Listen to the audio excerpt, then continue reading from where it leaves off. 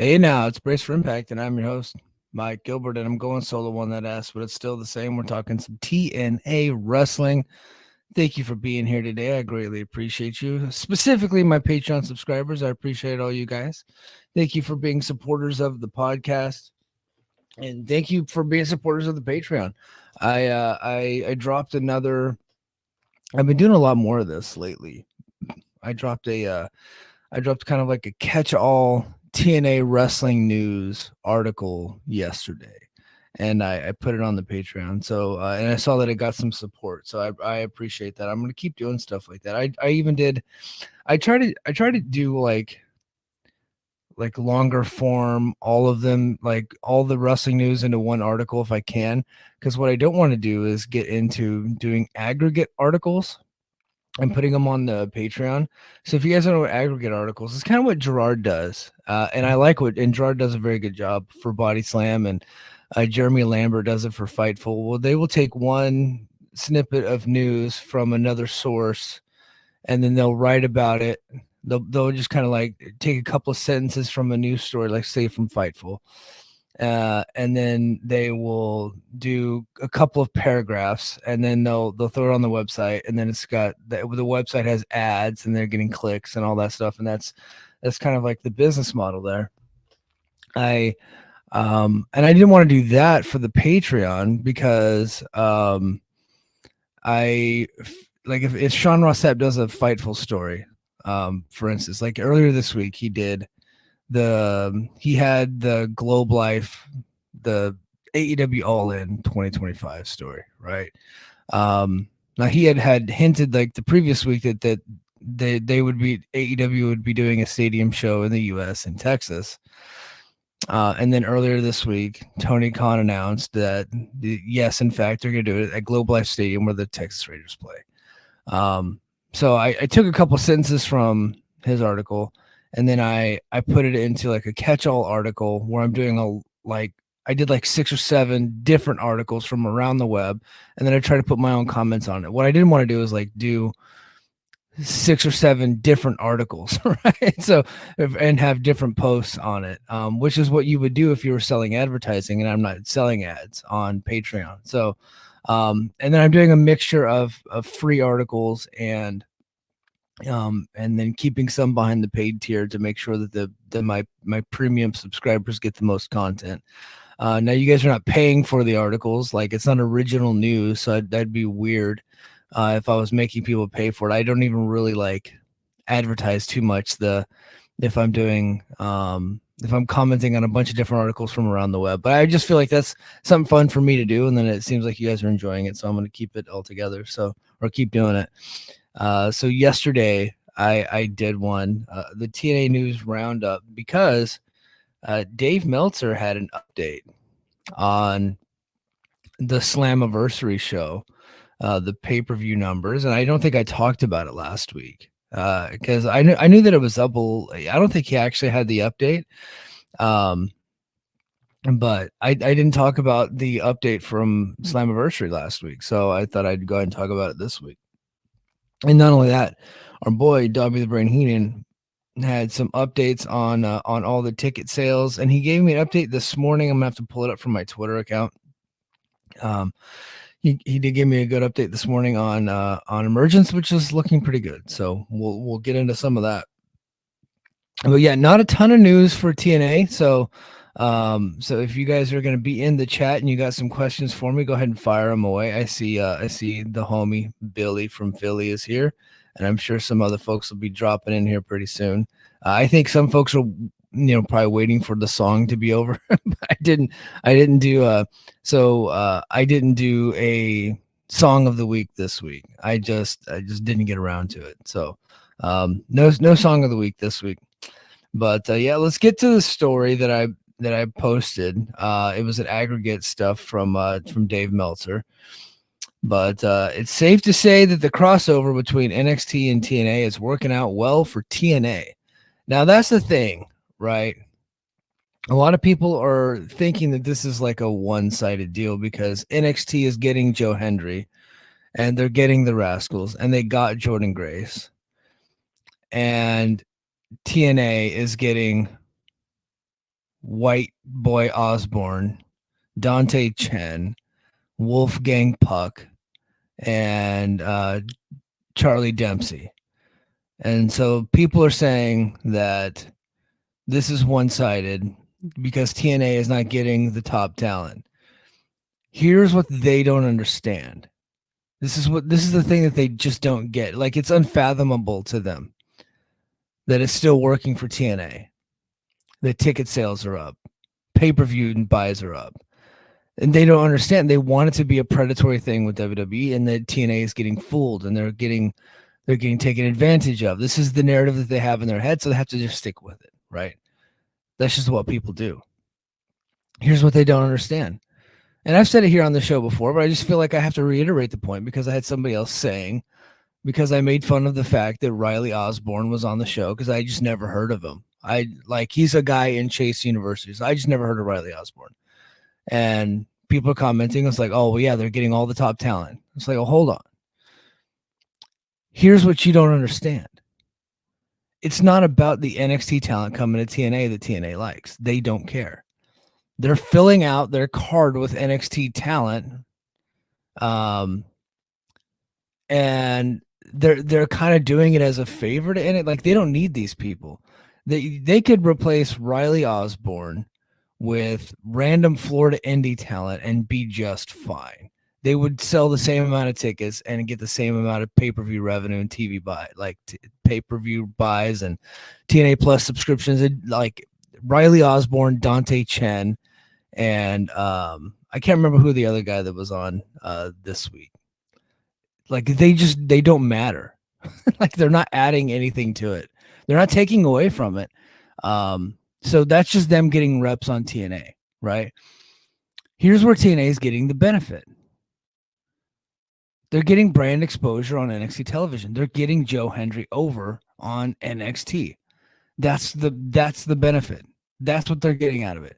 And that's what I feel like that's what they wanted out of the AEW relationship the most, that they just didn't get. They got Good Brothers over there on TV, and then that was it. And then the AEW fans rejected them, which I get. Like, they don't fit in there, despite the fact that they spent all those years in New Japan. They really just didn't fit for what AEW was into at the time. So that makes sense. So, but that's what they didn't get. Like, it wasn't that, TNA getting Private Party on their TV show and then, like, just having to put them in a three-way and not beat them was one thing. But, I think TNA would have liked it if they would have been able to send the Rascals to go do a big match and be treated with dignity. I think they would have liked that. I think that's what they're talking about. But right now, this feels like a full-blown partnership where both companies are getting something out of it. NXT, and when I say company, I mean NXT. That both seem to be getting some stuff out of it, and they're talking about each other like every week, and it's been kind of a cool deal. And TNA is absolutely getting something out of it. So here, let's go back to the story. Well, it hasn't translated to TV ratings, and I think that's the one thing that people are wanting to point to is like, well, what are the TV ratings? Well, it's like no one has access to access. Like, TV ratings are not ever going to go back up for TNA as long as they're on access. It's just not. Nobody has the channel anymore. I don't even have the channel. I watch it on TNA Plus, and that's an enjoyable experience. Although there was an issue this week, which I'll get into later. But yeah, it hasn't translated the TV ratings, but ticket sales since June are up. And I'd like to see, maybe somebody will have to do a study of the first quarter versus the second quarter, right? And I know that Slammiversary will skew those numbers because it was such a big show, but I think everything since June has been way up. And Slammiversary appears to be one of the 3 most purchased TNA pay-per-views of the Anthem era. According to Dave Meltzer via the Wrestling Observer newsletter, Slammiversary pay-per-view has seen impressive numbers with approximately 6,500 buys on television and an estimated 21,000 total buys when including online platforms. This places Slammiversary among TNA's biggest events since their days on Spike TV. However, it's still a little bit behind the numbers from when Kenny Omega held the championship. So he's talking about the one pay-per-view Rebellion, which I think like eventually got close to like 30,000. And that was a very special show. Yeah. And then it's still way behind. It's still way behind whatchamacallit. Still way behind Hard to Kill from earlier this year. Meltzer credits much of the success to the ongoing crossover of WWE's NXT, while Slammiversary is traditionally TNA's biggest event of the year. Well, this is I wrote that, and I should have stated that TNA feels like Bound for Glory is the biggest show, but Slammiversary is typically, as far as like pay-per-views go, it's like bigger than Bound for Glory the last few years. Interestingly, it has nothing to do with NXT talent appearing on TNA shows. Instead, it's TNA stars like Jordan Grace, Joe Hendry, and the Rascals getting over on NXT and bringing their momentum back to TNA. So there you have it. We're looking at 21,000 buys for Slammiversary so far. And I think the NXT crossover had something to do with it. And I think that, and I should have stated this in the article, but I also think that PCO getting out there and hustling and getting, over 3,000 tickets for that show, I think that got people talking. Like, I think the amount of people in the crowd got people talking. It's like, hey, TNA's fucking doing 3,500 tickets and the crowd's hot. And so I think like word of mouth carried over and people are like, yeah, you got to check this stuff out. This is pretty, like, this is cool for TNA. And people got talking, and then it helped that Slammiversary was a pretty damn good show. It really was. Like, I have my qualms about the booking, right? I didn't like Nick Nemeth winning the championship at the show, and I didn't, and I won't.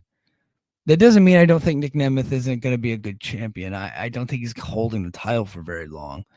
I just felt like it was not necessary. And I think that I still think to this day, and nobody will ever be able to change my mind, especially now that Bound for Glory is not, whatever. But I still think that since they turned Josh heel in the match, he should have went on to win the title. And then they could have just immediately start building for Bound for Glory between Josh and Joe Hendry. I think that was the way to go. Like, we didn't give it to Joe Hendry here because we did a heel turn. So now these two are feuding, and I'll get into some of my my complaints about their so-called feud, which I don't think they actually have a feud right now because Joe Hendry is focused elsewhere. But I think that Josh should have won the title at Slammiversary. And then carried it over into Bound for Glory. Hold on, let me get this swig of coffee, and then I'm gonna get you guys in the chat. I got Io and Billy blowing up the chat. Hold on, swig of coffee for Io and Billy. There we go. All right. The strategy is playing with fire, as I've stated on numerous occasions. Jordan Grace's contract is up in January. After agreeing to a deal with TNA that lets her out early, she is almost surely WWE bound in the new year. Hendry is said to have years left on his deal, but there's conflicting reports that it could be up next year. And one would think that he is heading there too. However, it is undeniable that this strategy seems to be working. But for how long, who really knows? I think a lot of people are waiting for that other shoe to drop. And I certainly am. Like, I'm like, hey, this is cool. Like, ticket sales are up, pay-per-view buys are doing really good from what we're hearing. TNA Plus buys, like subscribers now, of course, in June, they quit the YouTube Ultimate Insiders and moved everything to TNA Plus, but TNA Plus subscription numbers have been way up since June. And so, yeah, everything is going great. But I do think that it is okay to be cautiously optimistic. Like, hey, look, yeah, this is working out well, but when is WWE going to do WWE things and kill the company. So, like, I hate to be that, but we have a 40-year history of this stuff happening, and maybe this could be the different. Maybe this one's different. I don't know. It's like the abusive relationship type of thing. Like, oh, maybe she's changed and she's not going to cheat on me. Oh, you know, or maybe he's different. He's not gonna hurt me anymore. I don't know, man. So we'll see. But hey, look, numbers don't lie. Numbers are up.